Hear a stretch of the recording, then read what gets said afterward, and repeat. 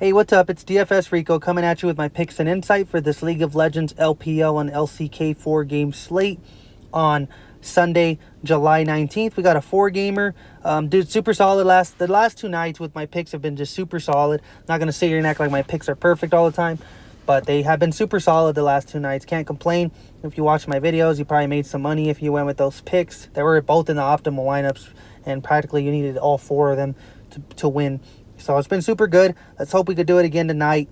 I didn't play a lot last night, like I said, because I wasn't too confident in the matches. It wasn't in myself. It was more so in the matches. And today we have 2 games where I feel comfortable in, and then 2 games that's like a toss-up. So I feel like I will be playing a lot more tonight. And I'll just try to give you those picks and tell you guys where I think the crowd's going. But before I get started, make sure you like, comment, subscribe. I interact with you guys in the comments, so don't be afraid to ask me questions or anything like that. I honestly just like talking about League of Legends. It's super awesome. But yeah, let's get to it. We got Bavada odds, we got Vegas odds, Vici Gaming versus Top Esports. Top Esports coming in as huge favorites. Probably my favorite play on the slate for sure. I know they're the priciest on the slate, with good reason. They're the best team in the world, in my opinion, as of right now at least. So I do like them. I can't say nothing bad against them. Top Esports is a better team. And then we got JD Gaming versus Fun Plus Phoenix, a game that will be a toss-up. A game that I think if you can guess it right, it could be an optimal lineup because both teams are very aggressive. Fun Plus Phoenix is dying 20 times per loss. So if you could think, if JD Gaming comes out and 2-0s them, you're going to be in a really good spot. Because JD Gaming is one of those teams that knows how to slay people. You know, they know how to go after people. If they get early... ahead early on, they're going to punish Fun Plus Phoenix. But Fun Plus Phoenix is not a slouch. I know they just lost to Rogue Warriors, but they're still one of the best teams in the world. I'm not going to take too much away from them getting upset, you know. Then we got APK Prince versus Humble Life Esports. This is another toss-up, a game where as of right now, I'm just looking at taking pieces from it. Then we got Dragon X versus Team Dynamics. Dragon X being the biggest favorites on the slate. I'm not a huge fan. I don't think they have upside like JD Gaming, FPX, or Top Esports, but I don't mind taking pieces from this game as well. If you do want to look at it, I will probably talk about like 1 or 2 players from this, but I won't get too much into it. I save that for my Patreon. Make sure you guys get over there and sign up for the Patreon.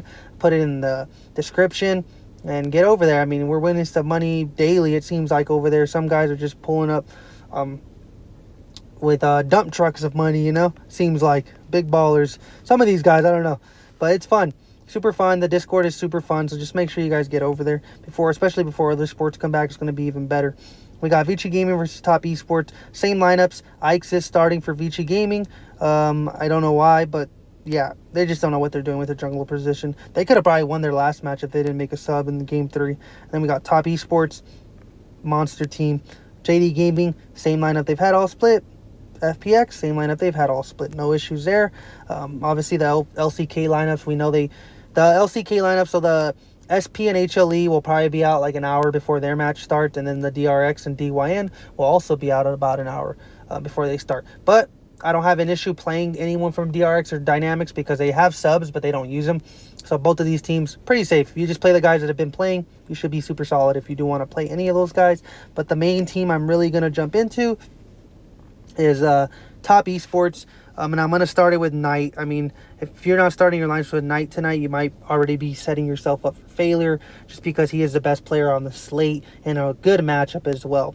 Even in a loss last time out, I mean, he gave you 87 fantasy points. And a match that I think they're going to come out in 2-0, 14 kills per match, 17.8 assists, 3.3 deaths. He's just not dying much. 102 fantasy points. And this transitions over to FanDuel if you're over there as well. Super good matchup. Top Esports is coming in averaging 17.2 kills per game and 10.5 deaths. Then you got Vici Gaming, 11.5 kills and 11.7 deaths. Vici Gaming doesn't die that much, but Top Esports is one of those teams that will make you die that much. They're just going to put the pedal to the metal and look to make you play their pace, and that's the way they like to play. They like to play fast and punish you, and once they get ahead, they play even faster. So just look out for that. If I'm going to start my lineups, I will look at Karsa and I will look at Knight. And from here, it kind of depends where you want to go. If you want a 4-man stack, I mean, you can go with the support and the top laner, obviously. Or you can go with the AD carry, I guess. But what that does is that limits you to you have to play an underdog because this team is so pricey. that you have to play an underdog and hope that underdog wins. And the only place I can see an underdog winning is FPX or SP, somewhere in the SP or HLE matchup, and I'm not a huge fan of that. So I might be sticking with like going three top esports guys. I could be wrong, but I will play 4-man TES and I will play 3-man. I'm not, or 2-man too. I'm just gonna play a lot of top esports in all my lineups. It feels like tonight. Something you could really look at is Carson, Knight, top esports, and a player I really like is a one-off tonight is Viper for HLE. If there's anyone who has huge upside for Viper for HLE, it's Viper. He's the best player in that match, so I feel like he's gonna have a good match. They haven't won a match. Both of these teams are the two worst teams in the LCK.